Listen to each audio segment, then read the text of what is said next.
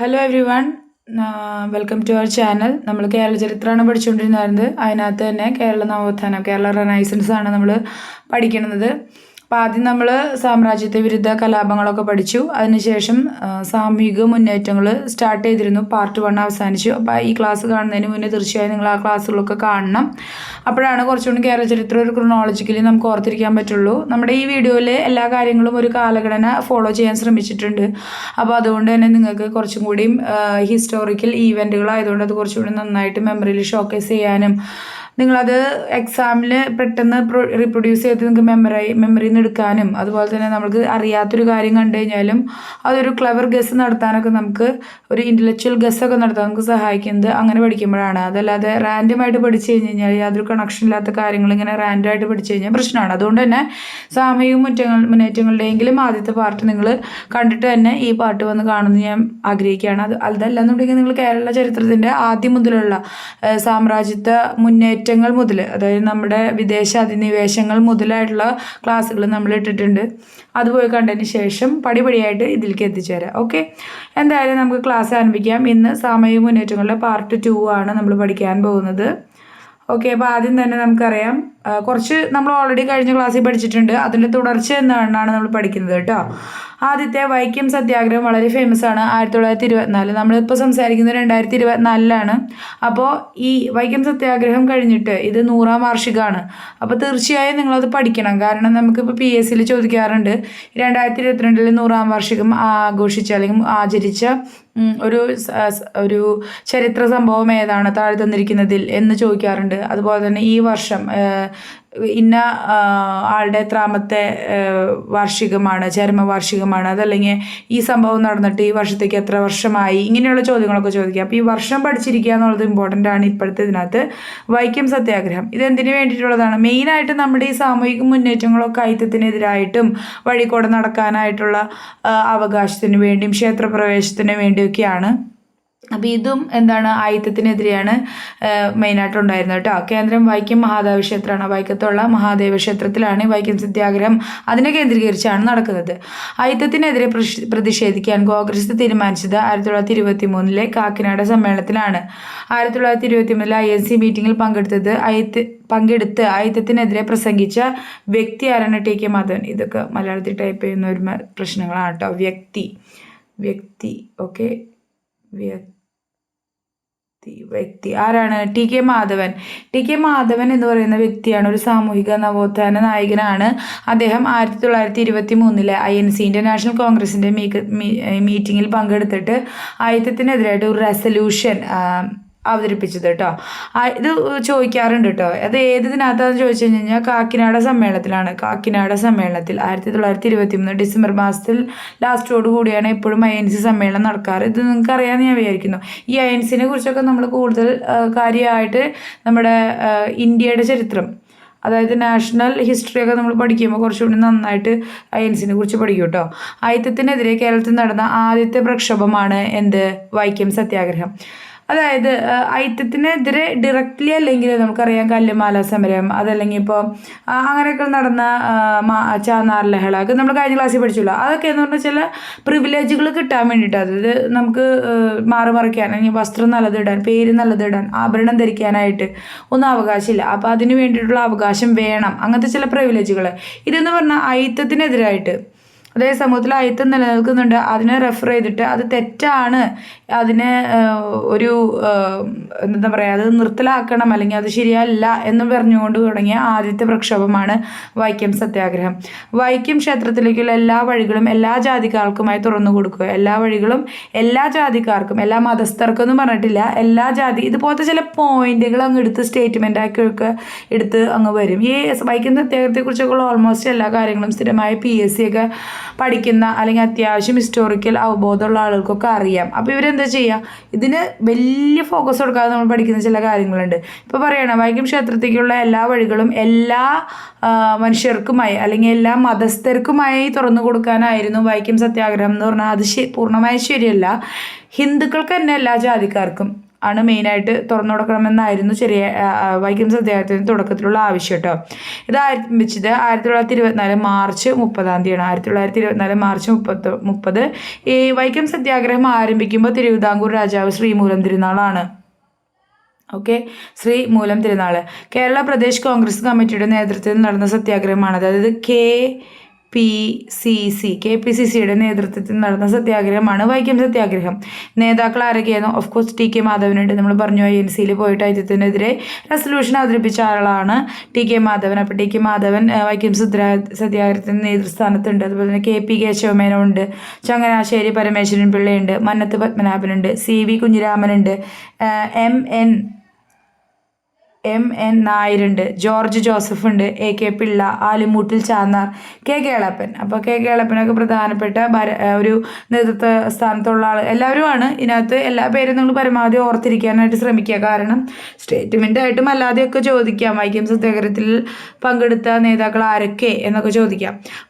മന്നത്ത് പത്മനാഭൻ ഗാന്ധിജിയുടെ നിർദ്ദേശം അനുസരിച്ച് തിരുവനന്തപുരത്ത് നിന്ന് വൈക്കത്തേക്ക് സവർണ ജാഥ. അപ്പോൾ സവർണ ജാഥ നടത്തിയതാണ് മന്നത്ത് പത്മനാഭൻ ഒരു സവർണ ആയിരുന്നു. അപ്പോൾ മന്നത്ത് പത്മനാഭൻ എന്ത് ചെയ്തു? ഗാന്ധിജിയുടെ നിർദ്ദേശം അനുസരിച്ചിട്ട് തിരുവനന്തപുരത്ത് നിന്ന് വൈക്കത്തേക്ക് ഒരു സവർണ ജാഥ നടത്തി. ഈ വക പോയിന്റുകളൊക്കെ ഇമ്പോർട്ടൻ്റ് ആണ്. എവിടെ നിന്ന് എവിടേക്കാണ്? തിരുവനന്തപുരത്ത് നിന്ന് വൈക്കത്തേക്ക് ഒരു സവർണ ജാഥ നടത്തി. ഓക്കെ, അടുത്തത് നോക്കിയേ. വൈക്കം സത്യാഗ്രഹത്തിന് പിന്തുണ പ്രഖ്യാപിച്ച് നഗർകോവിൽ നിന്ന് തിരുവനന്തപുരത്തേക്ക്. നമുക്ക് തിരുവനന്തപുരത്ത് നിന്ന് വൈക്കത്തേക്കാണ് മന്നത്ത് പത്മനാഭൻ നടത്തിയെങ്കിൽ ഡോക്ടർ ME നായിഡു എന്ന് പറയുന്ന വ്യക്തി നഗർകോവിലിൽ നിന്ന് തിരുവനന്തപുരം എന്ത് പ്രധാനം? അതായത് തിരുവിതാംകൂർ എവിടെയാണുള്ളത്? തിരുവനന്തപുരത്താണുള്ളത്. അപ്പോൾ ഈ മെയിനായിട്ടുള്ള റൂളേഴ്സ് ഇരിക്കുന്നത് എവിടേക്കാണ്? അവിടെയാണ്. അപ്പോൾ അവിടെ പോയുള്ളൂ. നമ്മൾ ഇന്നായാലും ഒരു കാര്യം നടത്തി കിട്ടണമെങ്കിൽ നമ്മൾ സെക്രട്ടേറിയറ്റിൻ്റെ അവിടെ പോയിട്ട് ജാഥ നടത്തും അല്ലേ? അതുപോലെ തന്നെയാണ്. അപ്പോൾ തിരുവനന്തപുരത്താണ് മെയിനായിട്ട് ഇതൊക്കെ ഭരണാധികാരികളിരിക്കുന്ന ഒരു കേന്ദ്രം. അവിടെ ആയതുകൊണ്ടാണ് ഈ ജാഥയും കാര്യങ്ങളൊക്കെ അവിടേക്ക് വരുന്നത്. അപ്പോൾ തിരുവനന്തപുരത്ത് നിന്ന് വൈക്കത്തേക്ക് ചെയ്തു ആര്? മന്നത്ത് പത്മനാഭം. വൈക്കം സത്യാഗ്രഹത്തിന് പിന്തുണ പ്രഖ്യാപിച്ച് നഗർകോവിലിൽ നിന്നും തിരുവനന്തപുരത്തേക്ക് ജാഥ നയിച്ചത് ഡോക്ടർ ME നായിഡു. ഈ രണ്ട് ജാഥകളും തിരുവനന്തപുരത്ത് വെച്ച് കൂടിച്ചേർന്നു സേതു ലക്ഷ്മിബായിക്ക് നിവേദനം നൽകി. അതെന്താ? അതായത് ഈ വൈക്കം സത്യാഗ്രഹം തുടങ്ങുന്ന സമയത്ത് രാജാവ് ശ്രീമൂലം തിരുനാളാണ്. എന്നാൽ അധികം വൈകാണ്ട് അദ്ദേഹം മാറി സേതു ലക്ഷ്മിബായി ആയി. അപ്പോൾ അവർക്ക് എന്ത് ചെയ്തു? നിവേദനം സമർപ്പിച്ചു. വൈക്കം സത്യാഗ്രഹം അവസാനിക്കുമ്പോൾ തിരുവിതാംകൂർ ഭരണാധികാരി സേതു ലക്ഷ്മിബായി ആണ്. ഓക്കെ, അവസാനിപ്പിക്കുക. അപ്പോൾ പക്ഷേ ക്ഷേത്രപ്രവേശന വിളംബരം നടക്കുമ്പോൾ ശ്രീ ചിത്തിര തിരുനാളാണ്. അത് ഓർത്തിരിക്കണം കേട്ടോ. അതായത് 1924 വൈക്കം സത്യാഗ്രഹം സ്റ്റാർട്ട് ചെയ്യുമ്പോൾ ശ്രീമൂലം തിരുനാളാണെങ്കിൽ അത് അവസാനിക്കുമ്പോൾ സേതു ലക്ഷ്മിബായി ആണ്. ഇനി മധുരയിൽ നിന്നും EV രാമസ്വാമി നായ്ക്കരുടെ നേതൃത്വത്തിൽ ഒരു വോളണ്ടിയർ സംഘം വൈക്കം സത്യാഗ്രഹത്തിൽ പങ്കെടുത്തിട്ടുണ്ട്. ഇത് കൺഫ്യൂഷൻ ആവരുത്. വൈക്കം സത്യാഗ്രഹത്തിന് പിന്തുണ പ്രഖ്യാപിച്ച് ME നായിഡുവിൻ്റെ നേതൃത്വത്തിൽ നഗർകോവിലിൽ നിന്ന് തിരുവനന്തപുരത്തേക്കാണ് ജാഥ നടത്തിയത്. എന്നാൽ EV രാമസ്വാമി നായ്ക്കരുടെ നേതൃത്വത്തിൽ ഒരു വോളണ്ടിയർ സംഘം, അതായത് വോളണ്ടിയർ എന്ന് വെച്ചാൽ സ്വയം താല്പര്യപ്പെട്ട് തന്നെ വരുന്നൊരു സംഘത്തിനാണ് വോളണ്ടിയേഴ്സ് എന്ന് പറയാം അല്ലേ? വോളണ്ടിയർ സംഘം എന്ത് ചെയ്തു? വൈക്കം സത്യാഗ്രഹത്തിൽ പങ്കെടുത്തു. അവരെവിടെ നിന്ന് വന്നത്? മധുരയിൽ നിന്നാണ് വന്നത് കേട്ടോ. ഈ വൈക്കം വീരൻ എന്നറിയപ്പെടുന്നത് MV രാമസ്വാമി നായ്ക്കറാണ്. വൈക്കം വീരൻ എന്നറിയപ്പെടുന്നത് MV രാമസ്വാമി നായ്ക്കർ. EV രാമസ്വാമി നായ്ക്കരുടെ സ്മാരകം അതുകൊണ്ട് തന്നെ എവിടെയുണ്ട്? വൈക്കത്തുണ്ട്. വൈക്കം വീരൻ എന്നറിയപ്പെടുന്നത് EV രാമസ്വാമി നായ്ക്കറാണ്. EV രാമസ്വാമി നായ്ക്കരുടെ സ്മാരകം എവിടെയുണ്ട്? വൈക്കത്തുണ്ട്. ഇനി ആദ്യത്തെ വൈക്കം സത്യാഗ്രഹികൾ. അപ്പോൾ ഈ വൈക്കം സത്യാഗ്രഹം സ്റ്റാർട്ട് ചെയ്യുന്ന സമയത്ത് ആരൊക്കെയായിരുന്നു സത്യാഗ്രഹികൾ ആരൊക്കെയാണ്? ബാഹുലേയൻ, കുഞ്ഞാപ്പി, ഗോവിന്ദ പണിക്കർ. അവരൊക്കെ ആയിരുന്നു കേട്ടോ. ബാഹുലേയൻ, കുഞ്ഞാപ്പി, ഗോവിന്ദ പണിക്കർ. ചോദ്യം ചോദിച്ചിട്ടുണ്ട്. ബാഹുലേയൻ, കുഞ്ഞാപ്പി, ഗോവിന്ദ പണിക്കർ. ഇവരുടെ പേര് ഓർത്തിരിക്കുക. വൈക്കം സത്യാഗ്രഹം ആശ്രമമായി പ്രവർത്തിച്ച ശ്രീനാരായണ ഗുരുവിൻ്റെ മഠമാണ് വേലൂർ മഠം. അപ്പോൾ വൈക്കം സത്യാഗ്രഹത്തിൻ്റെ അവരുടെ കാര്യങ്ങളൊക്കെ ചർച്ച ചെയ്യുന്നതിന്, അതിന് വേണ്ട കാര്യങ്ങളൊക്കെ ചെയ്യുന്നതിനുള്ളൊരു ഓഫീസ് അല്ലെങ്കിൽ ആശ്രമമായിട്ടൊക്കെ പ്രവർത്തിച്ച ശ്രീനാരായണ ഗുരുവിൻ്റെ ഒരു മഠമുണ്ട്. അതേതാണ്? വേലൂർ മഠം. വൈക്കം സത്യാഗ്രഹത്തിൽ പങ്കെടുത്ത ദേശീയ നേതാക്കൾ ആരൊക്കെയാണെന്ന് നോക്കാം. ഗാന്ധിജി ഓഫ് കോഴ്സ് വന്നിരുന്നു. ശ്രീ രാജഗോപാലാചാരി, ശ്രീനിവാസ അയ്യങ്കർ, സ്വാമി ശ്രദ്ധാനന്ദ, EV രാമസ്വാമി നായ്ക്കർ. അപ്പോൾ ഇവരൊക്കെയാണ് ദേശീയ നേതാക്കളായിട്ട് നമുക്ക് വൈക്കം സത്യാഗ്രഹത്തിൻ്റെ പിന്തുണ പ്രഖ്യാപിച്ച് അതിനോട് പങ്കെടുത്തത്. ആരൊക്കെയാണ്? ഗാന്ധിജി, ശ്രീ രാജഗോപാലാചാരി, ശ്രീനിവാസ അയ്യങ്കർ, സ്വാമി ശ്രദ്ധാനന്ദ, പിന്നെ EV രാമസ്വാമി നായ്ക്കർ. ഓക്കെ, ഇത് ഓർത്തിരിക്കുക. നമ്മൾ ചിലപ്പോൾ നാഷണൽ മൂവ്മെൻറ്റ്സ് ഒന്നും പഠിക്കുമ്പോൾ ചിലപ്പോൾ ഈ സ്വാമി ശ്രദ്ധാനന്ദ, ശ്രീനിവാസ അയ്യങ്കാരെ കുറിച്ചൊന്നും അധികം കേൾക്കില്ല. പക്ഷെ നിങ്ങൾ ഓർത്തിരിക്കുക, അവർ നാഷണൽ ലീഡേഴ്സ് ആയിരുന്നു. അവർ എന്ത് ചെയ്തിട്ടുണ്ട്, വൈക്കം സത്യാഗ്രഹത്തിനോട് അനുഭാവം പ്രകടിപ്പിച്ച് ഇവിടെ വന്ന് അതിൽ പങ്കെടുക്കുകയും അതിന് പിന്തുണ പ്രഖ്യാപിക്കുകയും ഒക്കെ ചെയ്തിട്ടുണ്ട്. ഇനി അടുത്തത് നോക്കൂ, ഗാന്ധിജി വൈക്കം സത്യാഗ്രഹത്തിൽ പങ്കെടുത്തിട്ടുണ്ട്, പിന്തുണ പ്രഖ്യാപിച്ച് കേരളത്തിലേക്ക് വന്നിട്ടുണ്ട്. അതായത് 1925 ഗാന്ധിജി 2ാം തവണ കേരളത്തിൽ വന്നത് വൈക്കം സത്യാഗ്രഹത്തിൻ്റെ ഭാഗമായിട്ടാണ്. ഓക്കെ, 1925 നവംബർ 23 വൈക്കം സത്യാഗ്രഹം പിൻവലിച്ചിട്ടുണ്ട്. ഇത് 603 ദിവസം നീണ്ടു നിന്നിട്ടുണ്ട്.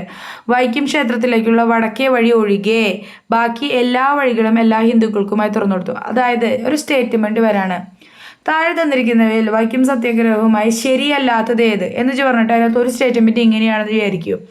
1925 നവംബർ 23 വൈക്കം സത്യാഗ്രഹം പിൻവലിച്ചതിന് ശേഷം വൈക്കം ക്ഷേത്രത്തിലേക്കുള്ള എല്ലാ വഴികളും എല്ലാ ഹിന്ദുക്കൾക്കും അല്ലെങ്കിൽ എല്ലാ മതങ്ങൾക്കുമായി തുറന്നു കൊടുത്തു, മതസ്ഥർക്കുമായി തുറന്നു കൊടുത്തു എന്ന് പറഞ്ഞു കഴിഞ്ഞാൽ അത് ശരിയാണോ? അത് ശരിയല്ല. ഒന്നാമത്തെ എല്ലാ മതസ്ഥർക്കുമായി തുറന്നു കൊടുത്തിട്ടില്ല. പിന്നെ മാത്രമല്ല എല്ലാ വഴികളും തുറന്നു കൊടുത്തിട്ടില്ല.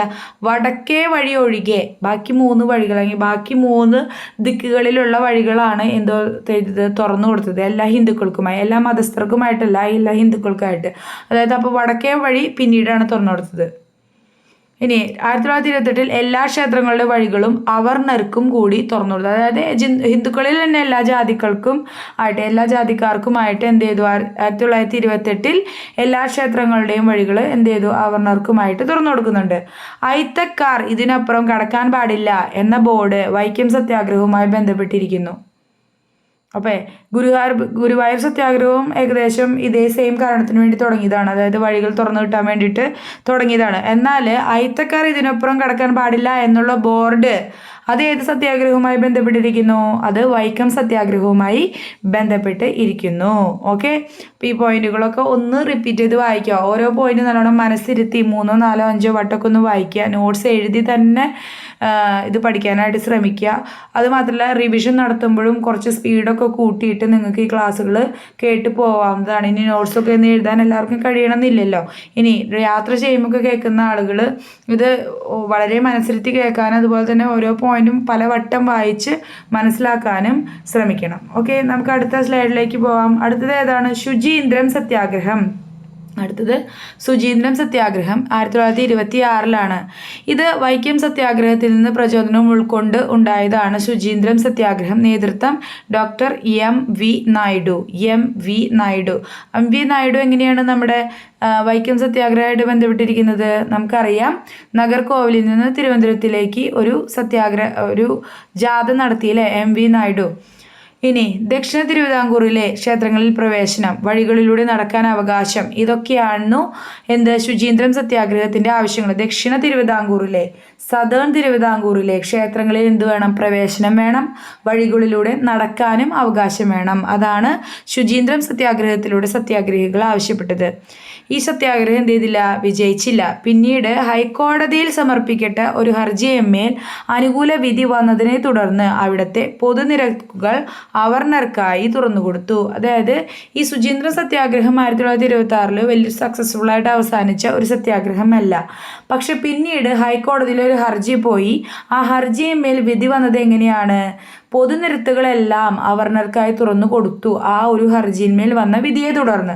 അങ്ങനെയാണ് ശുചീന്ദ്ര സത്യാഗ്രഹത്തിന് ശേഷം ദക്ഷിണ തിരുവിതാംകൂറിലുള്ള ക്ഷേത്രങ്ങളിലേക്കൊക്കെ വഴികളിലൊക്കെ നടക്കാനായിട്ട് അവർണർക്ക് എന്ത് ചെയ്തത്? അവകാശം ലഭിച്ചത്. ഓർത്തിരിക്കുക. ശുചീന്ദ്ര സത്യാഗ്രഹം ഏത് വർഷമാണ്? 1926. ഇനി നോക്കാം അടുത്തത്, വളരെ ഫേമസ് ഗുരുവായൂർ സത്യാഗ്രഹം. ഓക്കെ, 1931 നടക്കുന്നത്. അയിത്തോച്ചാടനത്തിന്റെ ഭാഗമായി അഖില കേരള അടിസ്ഥാനത്തിൽ പ്രക്ഷോഭം നടത്തണമെന്ന 1931 വടകരയിൽ വെച്ച് നടന്ന 5ാം കേരള പ്രൊവിൻഷ്യൽ കോൺഫറൻസിന്റെ തീരുമാനമനുസരിച്ച് കേരള പ്രദേശ് കോൺഗ്രസ് കമ്മിറ്റിയാണ് ഗുരുവായൂർ സത്യാഗ്രഹം സംഘടിപ്പിച്ചത്. അപ്പോൾ നോക്കൂ, 1931 എന്ത് ഗുരുവായൂർ സത്യാഗ്രഹം. അഖില കേരള അടിസ്ഥാനത്തിൽ എന്ന് പറഞ്ഞാൽ എന്താ, കേരളത്തിലുടനീളം അയിത്തോച്ചാടനത്തിൻ്റെ ഭാഗമായ അയിത്തം നിർത്തലാക്കുന്നതിൻ്റെ ഭാഗമായിട്ട് കേരളത്തിലുടനീളം പ്രക്ഷോഭം നടത്തണമെന്ന് 1931 വടകരയിൽ വെച്ച് നടന്ന 5ാം കേരള പ്രൊവിൻഷ്യൽ കോൺഫറൻസിൻ്റെ തീരുമാനമനുസരിച്ച് KPCC കമ്മിറ്റിയാണ് അല്ലെങ്കിൽ KPCC ആണ് ഗുരുവായൂർ സത്യാഗ്രഹം സംഘടിപ്പിച്ചത്. നോക്കൂ, വൈക്കം സത്യാഗ്രഹത്തിൻ്റെ നേതൃസ്ഥാനത്ത് അല്ലെങ്കിൽ സംഘാടനത്തിൽ നമുക്ക് KPCCനെ കാണാം. ഗുരുവായൂർ സത്യാഗ്രഹത്തിൽ നമുക്ക് എന്ത് കാണാം? KPCCനെ കാണാം. 1931 വടകരയിൽ വെച്ച് നടന്ന 5ാം കേരള പ്രൊവിൻഷ്യൽ കോൺഫറൻസിൻ്റെ തീരുമാനമനുസരിച്ച് KPCC ആണ് ഗുരുവായൂർ സത്യാഗ്രഹം സംഘടിപ്പിച്ചത്. ഇനി ഗുരുവായൂർ ക്ഷേത്രം സമസ്ത ഹിന്ദുക്കൾക്കുമായി തുറന്നു കൊടുക്കുക, എല്ലാ മതസ്ഥർക്കുമായിട്ടല്ല, സമസ്ത ഹിന്ദുക്കൾക്കുമായി തുറന്നു കൊടുക്കുക എന്നതായിരുന്നു ഇതിൻ്റെ ലക്ഷ്യം. സത്യാഗ്രഹ സമയത്ത് ക്ഷേത്ര ട്രസ്റ്റി സാമൂതിരിയായിരുന്നു കേട്ടോ. അപ്പോൾ ഈ ഗുരുവായൂർ സത്യാഗ്രഹം നടക്കുന്ന സമയത്ത് ക്ഷേത്രത്തിൻ്റെ ട്രസ്റ്റി അല്ലെങ്കിൽ ക്ഷേത്ര നടത്തിപ്പുകളൊക്കെ നടത്തിയിരുന്നത് സാമൂതിരിയുടെ കീഴിലായിരുന്നു. 1931 നവംബർ 1 എന്ത് ഗുരുവായൂർ ക്ഷേത്ര പ്രവേശന സത്യാഗ്രഹം എന്ത് ചെയ്തത്? ആരംഭിച്ചത്. നമുക്കറിയാം നവംബർ 1, പിന്നീട് 1956 നവംബർ 1 കേരള സംസ്ഥാനം രൂപീകരിക്കുന്നത്. അങ്ങനെ കണക്ട് ചെയ്ത് അതായത് ഈ ഗുരുവായൂർ സത്യാഗ്രഹമൊക്കെ കേരളത്തിൽ ഇതുപോലെ നവോത്ഥാനം സംഭവിച്ച, റെനൈസൻസ് സംഭവിച്ച ഒരു സ്ഥലമായി മാറുന്നതിന് കാരണമായിട്ടുണ്ട്. 1931 നവംബർ 1 ആണ് ഗുരുവായൂർ സത്യാഗ്രഹം ആരംഭിച്ചത്. സത്യാഗ്രഹ കമ്മിറ്റി അധ്യക്ഷൻ മന്നത്ത് പത്മനാഭൻ, സെക്രട്ടറി KK എളപ്പനാണ്. സത്യാഗ്രഹ കമ്മിറ്റി അധ്യക്ഷൻ സത്യാഗ്രഹ കമ്മിറ്റി അധ്യക്ഷൻ മന്നത്ത് പത്മനാഭനും ഈ സത്യാഗ്രഹ കമ്മിറ്റിയുടെ സെക്രട്ടറി KK എളപ്പനും ആണ്. T. സുബ്രഹ്മണ്യൻ തിരുമുമ്പിൻ്റെ നേതൃത്വത്തിൽ കണ്ണൂരിൽ നിന്നുള്ള ആദ്യ സംഘമാണ് സത്യാഗ്രഹം ആദ്യം ആരംഭിച്ചത്. നോക്ക്, T. സുബ്രഹ്മണ്യൻ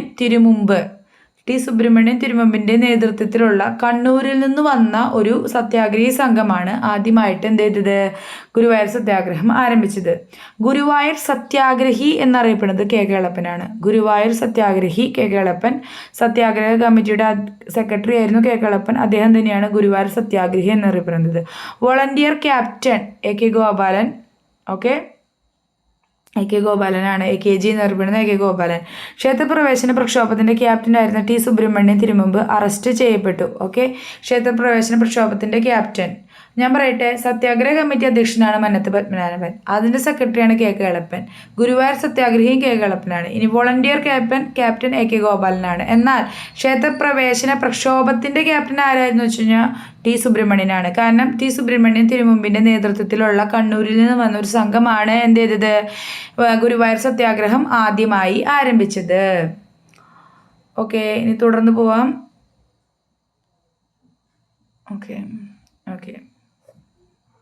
നോക്കൂ, ശ്രീകോവിലിന് മുമ്പിലെ മണിയടിക്കാൻ ധൈര്യപ്പെട്ടതിന് P. കൃഷ്ണപിള്ള, അതായത് കൃഷ്ണപിള്ള എന്താ പറയുക, ബ്രാഹ്മണനല്ല, അതുകൊണ്ട് തന്നെ എന്ത് ചെയ്യാൻ പാടില്ല, ശ്രീകോവിലിന് മുന്നിൽ പോയിട്ട് മണി അടിക്കാനുള്ള അവകാശം കൃഷ്ണപിള്ളയ്ക്കില്ല. പക്ഷെ അത് ചെയ്യാൻ ധൈര്യപ്പെട്ടു P. കൃഷ്ണപിള്ള. ഈ ഗുരുവായൂർ സത്യാഗ്രഹത്തിൻ്റെ ഭാഗമായിട്ട് അത് ചെയ്തു. അപ്പോൾ എന്ത് ചെയ്തു? ക്ഷേത്ര ജീവനക്കാരിൽ നിന്ന് വളരെ കടുത്ത മർദ്ദനം അതിനേറ്റു. അപ്പം ശ്രീകോവിലിന് മുന്നിലുള്ള ഗുരുവായൂരിലെ മണി അടിക്കാനായിട്ട് ധൈര്യപ്പെട്ടത് ആരാണ്? ഈ ഗുരുവായൂർ സത്യാഗ്രഹത്തിൻ്റെ ഭാഗമായിട്ട് P. കൃഷ്ണപിള്ള. അതിന് അദ്ദേഹത്തിന് കടുത്ത മർദ്ദനവും ഏറ്റു. സത്യാഗ്രഹ വിരുദ്ധർ എന്ത് ചെയ്തു? AK ഗോപാലനെ ക്രൂരമായി മർദ്ദിച്ചിരുന്നു. 1932 സെപ്റ്റംബർ 21 KK എളപ്പൻ നിരാഹാരം ആരംഭിച്ചു. 1932 ഒക്ടോബർ 2 ഗുരുവായൂർ സത്യാഗ്രഹം ഗാന്ധിജിയുടെ ഉപദേശപ്രകാരം പിൻവലിച്ചു. 1932 ഒക്ടോബർ 2 ഗുരുവായൂർ സത്യാഗ്രഹം എന്ത് ചെയ്തു? ഗാന്ധിജിയുടെ ഉപദേശപ്രകാരം പിൻവലിച്ചു. ഇനി ക്ഷേത്രപ്രവേശനം അനുകൂലിക്കുന്നുണ്ടോ എന്നറിയാൻ 1932 ഡിസംബറിൽ പൊന്നാനി താലൂക്കിൽ ഒരു ഹിതപരിശോധന, അതായത് പ്ലെബസൈറ്റ് നടത്തിയിട്ടുണ്ട്. ആളുകളുടെ ഹിതപരിശോധന നടത്തിയിട്ടുണ്ട്. എവിടെ? പൊന്നാനി താലൂക്കിൽ. ഗുരുവായൂർ ക്ഷേത്രപ്രവേശനം അനുകൂലിക്കുന്നുണ്ടോ എന്നറിയാനായിട്ട് 1932 ഒരു ഹിതപരിശോധന എവിടെ നടത്തിയിട്ടുണ്ട്? പൊന്നാനി താലൂക്കിൽ നടത്തിയിട്ടുണ്ട്. ഇതിന് നേതൃത്വം നൽകിയ ദേശീയ നേതാവാണ് C. രാജഗോപാലാചാരി. 1933 ജനുവരി 8 കേരളം മുഴുവൻ ഗുരുവായൂർ ദിനമായി ആചരിച്ചു. 1933 ജനുവരി 8 കേരളം മുഴുവൻ ഗുരുവായൂർ ദിനമായി ആചരിച്ചു. അപ്പോൾ എന്നാണ് ഗുരുവായൂർ ദിനമായി ആചരിച്ചത്? 1933 ജനുവരി 8. അതായത് ക്ഷേത്രപ്രവേശന വിളംബരം അപ്പോഴും ആയിട്ടില്ല. ഈ ഗാന്ധിജിയുടെ നിർദ്ദേശപ്രകാരം എന്ത് ചെയ്തു? 1932 ഒക്ടോബർ 2 തന്നെ. ഒക്ടോബർ 2 ഗാന്ധിജിയുടെ ജയന്തിയാണ്, ഗാന്ധിജിയുടെ ജന്മദിനമാണ്. അത് ആലോചിച്ച് വയ്ക്കുക. അപ്പോൾ ആ ദിവസം ഗാന്ധിജി എന്ത് ചെയ്തു? ഈ സത്യാഗ്രഹം പിൻവലിക്കാൻ ഉപദേശിച്ചു. അങ്ങനെ അവർ എന്ത് ചെയ്തു? നാഷണൽ ലീഡർ എന്ന നിലയിൽ അത് സ്വീകരിക്കുകയും കേളപ്പൻ നിരാഹാരമൊക്കെ അവസാനിപ്പിക്കുകയും എന്ത് ചെയ്തു? ഈ ഗുരുവായൂർ സത്യാഗ്രഹം പിൻവലിക്കുകയും ചെയ്തു. ഓക്കെ, ഇനി നമുക്ക് നോക്കാം അടുത്തതാണ് കൽപ്പാത്തി സമരം. പാലക്കാട് ജില്ലയിലെ കൽപ്പാത്തി ശിവക്ഷേത്രത്തിലും ക്ഷേത്ര പരിസരത്തെ പൊതുനിരത്തിലും ഹിന്ദുക്കളായ അവർണർക്ക്, നോക്കൂ, എല്ലാ മതസ്ഥർക്കും അല്ല, ഹിന്ദുക്കളായ അവർണർക്ക്, വർണ്ണാശ്രമ ധർമ്മത്തിന് പുറത്തു നിൽക്കുന്ന ശൂദ്രന്മാര് എന്ന് കരുതപ്പെടുന്ന ആളുകൾക്ക് എന്ത് ചെയ്തു? പ്രവേശനം നൽകണമെന്ന് ആവശ്യപ്പെട്ട് നടന്ന സമരമാണ് കൽപ്പാത്തി സമരം. അപ്പം ഈ സാമൂഹിക മുന്നേറ്റങ്ങളിൽ മിക്കതിലും എന്താണ്? ഒന്നില്ലെങ്കിൽ കുറച്ച് പ്രിവിലേജ് മറിക്കാൻ, നല്ല ആഭരണം ഇടാൻ, നല്ല പേര് കിട്ടാൻ, മൂക്കുത്തി കുത്താൻ, ഇങ്ങനെയുള്ള കുറേ പ്രിവിലേജുകൾക്ക് വേണ്ടിയിട്ടോ അതല്ലെങ്കിൽ ക്ഷേത്രപ്രവേശനത്തിനോ അല്ലെങ്കിൽ പൊതുനിരത്തുകളിൽ നടക്കാനോ ഉള്ള അവകാശമൊക്കെയാണ് മെയിനായിട്ട് ഈ സമരങ്ങളുടെയും സത്യാഗ്രഹത്തിൻ്റെയും എന്തൊക്കെ ആയിരുന്നു ഒരു ഉദ്ദേശം എന്ന് പറയുന്നത് കേട്ടോ. പാലക്കാട് ജില്ലയിലെ കൽപ്പാത്തി ശിവക്ഷേത്രങ്ങളിലും ക്ഷേത്ര പരിസരത്തെ പൊതുനിരത്തിലും ഹിന്ദുക്കളായ അവർണർക്ക് പ്രവേശനം നൽകണമെന്ന് ആവശ്യപ്പെട്ട് നടന്ന സമരമാണ് എന്ത്? കൽപ്പാത്തി സമരം. കൽപ്പാത്തി രഥോത്സവമൊക്കെ നിങ്ങൾക്ക് അറിയുമായിരിക്കും. ഗുരുവായൂർ സത്യാഗ്രഹത്തിൽ നിന്നും പ്രചോദനം ഉൾക്കൊണ്ട് നടന്നതാണ് കൽപ്പാത്തി സമരം. കൽപ്പാത്തി രഥോത്സവം നടക്കുമ്പോൾ അവർണമരായ യുവാക്കൾ വിലക്ക് ലംഘിച്ച് ക്ഷേത്രനടയിലൂടെ നടന്നത് വളരെയധികം സംഘർഷത്തിനിടയാക്കി. അപ്പോൾ കൽപ്പാത്തി രഥോത്സവത്തിനൊന്നും അവർണർക്ക് പങ്കെടുക്കാൻ മുന്നേ അവകാശം ഉണ്ടായിരുന്നില്ല. കാരണം അവർക്ക് എന്താ? ക്ഷേത്രത്തേക്ക് കടക്കാൻ പോയിട്ട് ക്ഷേത്രത്തിലുള്ള പരിസരത്തോടുള്ള വഴിയിലൂടെ പോലും നടക്കാൻ കഴിയില്ലായിരുന്നു. പക്ഷെ ഇതൊക്കെ ലംഘിച്ചിട്ട് എന്ത് ചെയ്തു? അവർണരായിട്ടുള്ള കുറച്ച് യുവാക്കൾ ക്ഷേത്രത്തിൽ രഥോത്സവം നടക്കുന്ന സമയത്ത് എന്ത് ചെയ്തു? ആ ക്ഷേത്ര നടയിലൂടെ നടന്നു. ഇതെന്താണ്? ഒരുപാട് സംഘർഷങ്ങൾക്ക് ഇടയാക്കി. അഹിന്ദുക്കൾക്ക് ക്ഷേത്രവീതിയിലൂടെ നടക്കാൻ അനുവാദം ഉണ്ടായിരുന്നതിനാൽ മതം മാറി ക്ഷേത്ര വഴിയിലൂടെ നടന്ന് സവർണരെ ലജ്ജിപ്പിച്ചു. അതായത് അഹിന്ദുക്കൾക്ക്, അതായത് ഈ ശൂദ്രരാണ് അല്ലെങ്കിൽ കീഴ്ജാതിയിലെ ആൾപ്പെട്ടവരാണ് എന്ന് വിചാരിച്ചവർക്ക് മാത്രമേ ക്ഷേത്രത്തിൻ്റെ നടയിലൂടെ നടക്കാൻ അനുവാദമില്ലാതിരുന്നുള്ളൂ. എന്നാൽ മുസ്ലിങ്ങൾക്കോ മറ്റു മതസ്ഥർക്കോ ക്രിസ്ത്യൻസിനോ ഒക്കെ എന്ത് ചെയ്യാം? ഈ ക്ഷേത്രങ്ങളുടെ വഴിയിലൂടെ നടക്കാൻ കഴിഞ്ഞു. അപ്പം അത് ഭയങ്കര വലിയൊരു ഇൻജസ്റ്റിസ് അല്ലേ? അപ്പം എന്ത് ചെയ്തു? അഹിന്ദുക്കളായിട്ടുള്ള ആളുകൾ എന്ത് ചെയ്തു? മതം മാറി എന്നിട്ട് എന്ത് ചെയ്തു? ഈ ക്ഷേത്ര വഴിയിലൂടെ നടന്നു. ഇപ്പം ഒരു മുന്നേ വളരെ സിവിയറായിരുന്നു ഈ അവസ്ഥ. എങ്ങനെയാ? ഇപ്പം മതം മാറിയാലും തന്നെ നമുക്കറിയാം, പണ്ടത്തെ നോവലുകളിലൊക്കെ കണ്ടു കഴിഞ്ഞാൽ മതം മാറാം, പക്ഷെ എന്നാലും അവരെ കീഴ്ജാതിക്കാരോ നീചരായിട്ടൊക്കെ തന്നെ കണ്ടിരുന്നുള്ളൂ. അതിൻ്റെ പേരിൽ അവർക്കൊരു സോഷ്യൽ പ്രിവിലേജ് ഒന്നും അധികം ലഭിച്ചിരുന്നില്ല. എന്നിരുന്നാലും മതം മാറിയതുകൊണ്ട് എന്ത് ചെയ്തു? അവർക്ക് ക്ഷേത്ര വഴിയിൽ നടന്ന് അവരെന്ത് ചെയ്തു? സവർണരെ ലജ്ജിപ്പിക്കാനും ശ്രമിച്ചു. ഇനി കോഴിക്കോട് കേന്ദ്രമാക്കി പ്രവർത്തിച്ചിരുന്ന ആര്യ സമാജക്കാരും എന്ത് ചെയ്തു? പാലക്കാട് എത്തി സമരത്തിന് പിന്തുണച്ചു. അതായത് ഇവരിങ്ങനെ ഒരു സംഘർഷം ഉണ്ടാക്കി അത് അവർക്ക് അവകാശം നേടിയെടുക്കാൻ ശ്രമിച്ചു എന്നുള്ളൂ, അല്ലാതെ ഇതിൻ്റെ പേരിൽ അവർക്ക് പൂർണ്ണമായി എന്ത് ചെയ്തില്ല? ഈ വഴികളൊക്കെ തുറന്നൊന്നും കിട്ടിയിരുന്നില്ല. എന്നാലും കൽപ്പാത്തി സമരം നടന്നത് അയിത്തത്തിന് എതിരായിട്ട് ആയിരുന്നു. ഇനി അടുത്തതാണ് നിവർത്തന പ്രക്ഷോഭം. നിവർത്തന പ്രക്ഷോഭം വളരെ പ്രധാനപ്പെട്ടതാണ്. ഇത് തിരുവിതാംകൂറിൽ നടന്നതാണ്. അപ്പോൾ ഈ കൽപ്പാത്തി സമരമൊക്കെ നിങ്ങൾ ആലോചിക്കണം. പാലക്കാട്, ഗുരുവായൂർ സത്യാഗ്രഹം തൃശ്ശൂർ അല്ലെങ്കിൽ പൊന്നാനി താലൂക്കിലേക്കാണ് നടന്നത്. അന്നത്തെ ആണ് കേട്ടോ പറയണത്, ഇപ്പോഴത്തെ അല്ല. ഇനി തിരുവിതാംകൂറിലാണ് നിവർത്തന പ്രക്ഷോഭം നടന്നത്. 1932 നിവർത്തന പ്രക്ഷോഭം ആരംഭിച്ചത്. ഈ 1932 ഭരണഘടനാ പരിഷ്കാരങ്ങൾക്കെതിരെ നടന്നതാണ്. അപ്പോൾ ഈ നിവർത്തന പ്രക്ഷോഭം മെയിനായിട്ട് അയിത്തത്തിനെതിരായിട്ടൊന്നും മാത്രമല്ല, അയിത്തത്തിനെതിരായിട്ടുണ്ട്. എന്നാൽ ഭരണഘടനയിൽ വന്ന പരിഷ്കരണങ്ങൾക്കെതിരെയാണ് എന്ത് ചെയ്ത്? 1932 നിവർത്തന പ്രക്ഷോഭം നടന്നത്. 1932 ഭരണഘടനാ പരിഷ്കാരങ്ങൾക്കനുസരിച്ച്, അതായത് തങ്ങൾക്ക് മതിയായ പ്രാതിനിധ്യം നിയമസഭകളിലും സർക്കാർ ഉദ്യോഗങ്ങളിലും ഉണ്ടാകില്ല എന്ന് ഈഴവരും മുസ്ലിങ്ങളും ഒരു വിഭാഗം ക്രിസ്ത്യാനികളും എന്ത് ചെയ്തു? വിശ്വസിച്ചു. അപ്പോൾ എന്താണ്? 1932 ഒരു ഭരണഘടനാ പരിഷ്കരണം കൊണ്ടുവരികയാണ്. ആ സമയത്ത് ഇവിടെ ബ്രിട്ടീഷ് റൂൾ തന്നെയാണ്. അപ്പോൾ ഒരു ഭരണഘടനാ പരിഷ്കരണം കൊണ്ടുവരുമ്പോൾ ആ ഭരണഘടനാ പരിഷ്കരണം അനുസരിച്ച് അന്നത്തെ നിയമസഭയിലോ അല്ലെങ്കിൽ സംസ്ഥാന നിയമസഭയിലോ സർക്കാർ ഉദ്യോഗങ്ങളിലോ ഈഴവർക്കും മുസ്ലിങ്ങൾക്കും ചില വിഭാഗം ക്രിസ്ത്യൻസിനും യാതൊരുവിധ പ്രാതിനിധ്യം ഉണ്ടാകില്ല, അല്ലെങ്കിൽ പ്രാതിനിധ്യം കുറയുമെന്ന് എന്ത് ചെയ്തു, ഈഴവരും മുസ്ലിങ്ങളും കുറച്ച് ക്രിസ്ത്യാനികളും എന്ത് ചെയ്തിരുന്നു, വിശ്വസിച്ചിരുന്നു. അപ്പോൾ അതിനെതിരായിട്ടാണ് നിവർത്തന പ്രക്ഷോഭം സംഭവിച്ചത്, 1932 ആരംഭിച്ചത്. ഈ സമുദായങ്ങൾ ചേർന്ന് സംയുക്ത രാഷ്ട്രീയ സമിതി ഉണ്ടാക്കി, ജോയിന്റ് പൊളിറ്റിക്കൽ കോൺഗ്രസ്, JPC എന്ന് പറയുന്ന ജോയിന്റ് പൊളിറ്റിക്കൽ കോൺഗ്രസ്. അതായത് ഈഴവരും മുസ്ലിങ്ങളും ഒരു വിഭാഗം ക്രിസ്ത്യാനികളും ചേർന്ന് എന്ത് ചെയ്തു, സംയുക്ത രാഷ്ട്രീയ സമിതി രൂപീകരിച്ചു. സംസ്ഥാന നിയമസഭകളിലും സർക്കാർ ഉദ്യോഗങ്ങളിലും വിവിധ സമുദായങ്ങളിലെ ആൾക്കാർക്ക് ജനസംഖ്യയ്ക്ക് ആനുപാതികമായി, അതായത് പോപ്പുലേഷന് പ്രൊപ്പോർഷണലായിട്ട് എന്താ പറയുക, സീറ്റുകൾ നിശ്ചയിക്കണമെന്ന് അവരാവശ്യപ്പെട്ടു.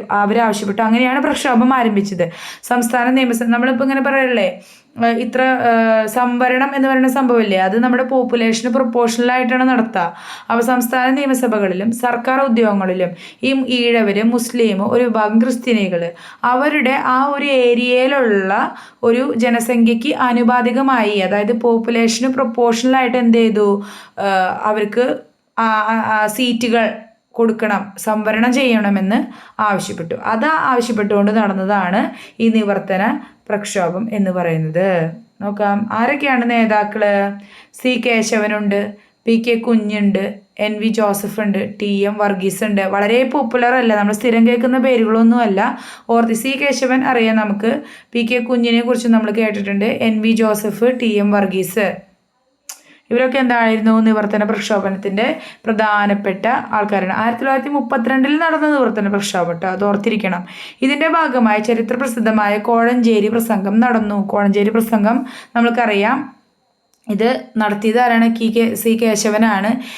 ഈ പ്രസംഗം മൂലം, അതായത് സർക്കാരിനെ അതികഠിനമായി നിശിതമായി വിമർശിച്ചിട്ടാണ് ഈ കോഴഞ്ചേരി പ്രസംഗം നടന്നത്. C. കേശവനാണ് അത് നടത്തിയത്.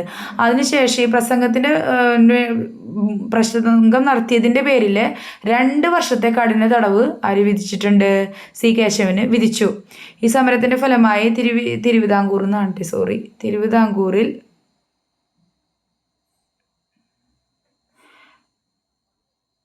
തിരുവിതാംകൂറിൽ ആദ്യമായി പബ്ലിക് സർവീസ് കമ്മീഷൻ PSC എന്ത് ചെയ്തു, നിയമിക്കപ്പെട്ടു. അപ്പോൾ കേരളത്തിൽ ആദ്യമായിട്ട് PSC വന്നത് എവിടെയാണ്? തിരുവിതാംകൂറിലാണ്. അത് എന്തിൻ്റെ ഭാഗമായിട്ടാണ്? നിവർത്തന പ്രക്ഷോഭം. 1932 നിവർത്തന പ്രക്ഷോഭത്തിൻ്റെ ഭാഗമായിട്ടാണ് PSC തിരുവിതാംകൂറിൽ വന്നത്. ഇത് നിയമിച്ചത് ആരാണ്? ഓഫ് കോഴ്സ് ആ സമയത്തെ തിരുവിതാംകൂർ രാജാവായിട്ടുള്ള ശ്രീ ചിത്തിരതിരുനാൾ ബാലരാമവർമ്മ. ഇതിൻ്റെ ഫലമായി തിരുവിതാംകൂറിൽ വോട്ടവകാശത്തിനായി വേണ്ട സ്വത്തുകളിലും എന്ത് ചെയ്തു, ഇളവ് വന്നു. അന്ന് വോട്ടവകാശം ഉണ്ടെങ്കിൽ എങ്ങനെയാണ്, ഇത്ര സ്വത്തുള്ളവരും ഇത്ര ടാക്സ് പേ ചെയ്യുന്നവരും അങ്ങനെയൊക്കെയുള്ള കുറച്ച് നിബന്ധനകളുണ്ടായിരുന്നു. യൂണിവേഴ്സൽ ഫ്രാഞ്ചൈസ് ഒന്നും ഉണ്ടായിരുന്നില്ല. എല്ലാവർക്കും വോട്ടവകാശം, അതായത് പൗരനായിട്ടുള്ള എല്ലാവർക്കും regardless of their power, wealth, അതായത് എത്ര വെൽത്ത് ഉണ്ട് അല്ലെങ്കിൽ എത്ര സമ്പത്ത് ഉണ്ട് എന്നതിനനുസരിച്ചിട്ടല്ല വോട്ട്. നമുക്ക് ഇപ്പോൾ ഉള്ളതല്ല, എല്ലാവർക്കും വോട്ട് ചെയ്യാം, ഇന്ത്യൻ പൗരനായാൽ മാത്രം മതി. അതുപോലെ തന്നെ 18 വയസ്സ് തികഞ്ഞാൽ മാത്രം മതി. എന്നാൽ അന്ന് അങ്ങനെയായിരുന്നില്ല. ഇത്ര സ്വത്ത് വേണം എന്നാൽ മാത്രമേ വോട്ട് ചെയ്യാൻ പറ്റുള്ളൂ. ആ വേണ്ട സ്വത്തിൻ്റെ അളവിൽ എന്ത് ചെയ്തു, ഒരു ഇളവും കൊണ്ടുവന്നിരുന്നു. ഓക്കെ, ഈ നിവർത്തന പ്രക്ഷോഭത്തിന്റെ ഭാഗമായിട്ട് ശ്രീമൂലം അസംബ്ലിയുടെ ഡെപ്യൂട്ടി സ്പീക്കറായി തിരഞ്ഞെടുക്കപ്പെട്ട സംയുക്ത രാഷ്ട്രീയ സമിതിയുടെ നേതാവായിരുന്നു TM വർഗീസ്. ഇതിനുശേഷം ശ്രീമൂലം അസംബ്ലിയുടെ ഡെപ്യൂട്ടി സ്പീക്കറായി, അതായത് സ്പീക്കർ ഇല്ലാത്ത സമയത്ത് സ്പീക്കറിന്റെ ഉത്തരവാദിത്തങ്ങൾ ചെയ്യുന്ന ആളാണ് ഡെപ്യൂട്ടി സ്പീക്കർ. അങ്ങനെ തിരഞ്ഞെടുക്കപ്പെട്ട സംയുക്ത രാഷ്ട്രീയ സമിതിയുടെ നേതാവാണ് TM വർഗീസ്. ഓക്കെ, നോക്കൂ. ഇനി നെക്സ്റ്റ് ആണ് ക്ഷേത്ര പ്രവേശന വിളംബരം. Very famous. നമ്മുടെ കേരളത്തിലുള്ള ഏറ്റവും വലിയ നവോത്ഥാനത്തിൻ്റെ ഒരു പ്രഖ്യാപനമായിട്ട് നമുക്കിതിനെ കാണാൻ പറ്റും. ക്ഷേത്രപ്രവേശന വിളംബരം പുറപ്പെടുവിച്ചത് ആരാണ്? ശ്രീ ചിത്തിരതിരുനാൾ ബാലരാമവർമ്മ. എന്നാണ്? 1936 നവംബർ 12. ആധുനിക കാലത്തെ മഹാത്ഭുതം എന്ന് ഗാന്ധിജി വിശേഷിപ്പിച്ചു. ആധുനിക കാലത്തെ മഹാത്ഭുതം എന്ന് വിശേഷിപ്പിച്ചത് ഒരുപാട് തവണ ചോദിച്ചിട്ടുണ്ട് കേട്ടോ. ആധുനിക കാലത്തെ മഹാത്ഭുതം എന്ന് ഗാന്ധി വിശേഷിപ്പിച്ചത് എന്തിനെ? ക്ഷേത്ര പ്രവേശന വിളംബരം, ഗുരുവായൂർ സത്യാഗ്രഹം, അതല്ലാന്നുണ്ടെങ്കിൽ പല കാര്യങ്ങൾ ചോദിച്ചിട്ടുണ്ട്. എന്നാൽ എന്തിൻ്റെയാണ് ക്ഷേത്രപ്രവേശന വിളംബരത്തിനെയാണ് ഗാന്ധിജി ആധുനിക കാലത്തെ മഹാത്ഭുതം എന്ന് വിശേഷിപ്പിച്ചത്. ഇനി കേരളത്തിലെ ജനങ്ങളുടെ മാഗ്ന കാർട്ട എന്നറിയപ്പെടുന്നത് ആരാണ്? എന്താണ് ക്ഷേത്രപ്രവേശന വിളംബരം? നിങ്ങൾ ഓർമ്മയുണ്ടോ? തിരുവിതാംകൂറിലെ മാഗ്ന കാർട്ട, കർഷകരുടെ മാഗ്ന കാർട്ട എന്നറിയപ്പെടുന്നത് എന്താണ്? ഓർമ്മയുള്ളവരൊന്ന് കമൻറ്റ് ചെയ്യൂ കേട്ടോ. തിരുവിതാംകൂറിലെ കർഷകരുടെ മാകനക്കാട്ട് എന്നറിയപ്പെടുന്നത് എന്താണ്? കേരളത്തിലെ ജനങ്ങളുടെ മാകനക്കാട്ട് എന്നറിയപ്പെടുന്നത് ക്ഷേത്രപ്രവേശന വിളംബരമാണ്. ഈ വിളംബരം എഴുതി തയ്യാറാക്കിയത് മഹാകവി ഉള്ളൂർ ആയിരുന്നു. ക്ഷേത്രപ്രവേശന വിളംബരം എഴുതി തയ്യാറാക്കിയത് ഉള്ളൂർ ആയിരുന്നു. പുറപ്പെടുവിച്ചത് ശ്രീ ചിത്തിര തിരുനാൾ എന്നാണ്? 1936 നവംബർ 12. അപ്പോൾ ഇത്രയൊക്കെയാണ് മെയിനായിട്ട് നമ്മൾക്ക് സാമൂഹിക മുന്നേറ്റങ്ങൾ പാർട്ട് 1 നമ്മൾ പഠിച്ചു. അതുപോലെ തന്നെ പാർട്ട് 2 ഇപ്പോൾ ഇവിടെ കഴിയാണ്. അപ്പോൾ നിങ്ങൾ ക്ലാസ്സൊക്കെ വളരെ ശ്രദ്ധയോടെ കേട്ടിരുന്നു എന്ന് ഞാൻ വിചാരിക്കുകയാണ്. ക്ലാസ്സിന് സ്പീഡ് കൂടിയിട്ടുണ്ടെങ്കിൽ സ്പീഡ് കുറച്ച് കാണാം കേട്ടോ. അതൊക്കെ അതിനുള്ള ഫെസിലിറ്റി നമുക്ക് യൂട്യൂബ് തന്നെ തരുന്നുണ്ട്. അപ്പോൾ അത് ഉപയോഗപ്പെടുത്താം. ഓരോ പോയിൻറ്സും വളരെ സൂക്ഷ്മതയോടെ ശ്രദ്ധയോടെ 2-3 വട്ടമൊക്കെ ഒന്ന് വായിച്ച് മനസ്സിലിരുത്തി മനസ്സിലാക്കി പഠിക്കുക. എന്തെങ്കിലും സംശയങ്ങളോ സജഷൻസോ ഒക്കെ ഉണ്ട്, ഇനി വേറെ ഏതെങ്കിലും ടോപ്പിക്ക് നിങ്ങൾക്ക് ഈ സാമൂഹിക മുന്നേറ്റങ്ങളുടെ കീഴിൽ ആവശ്യമുണ്ടെന്നുണ്ടെങ്കിൽ അതും നിങ്ങൾക്ക് കമൻറ്റ് ചെയ്യാവുന്നതാണ്. അടുത്ത ക്ലാസ്സിൽ കാണാം. Thank you for watching. Tata.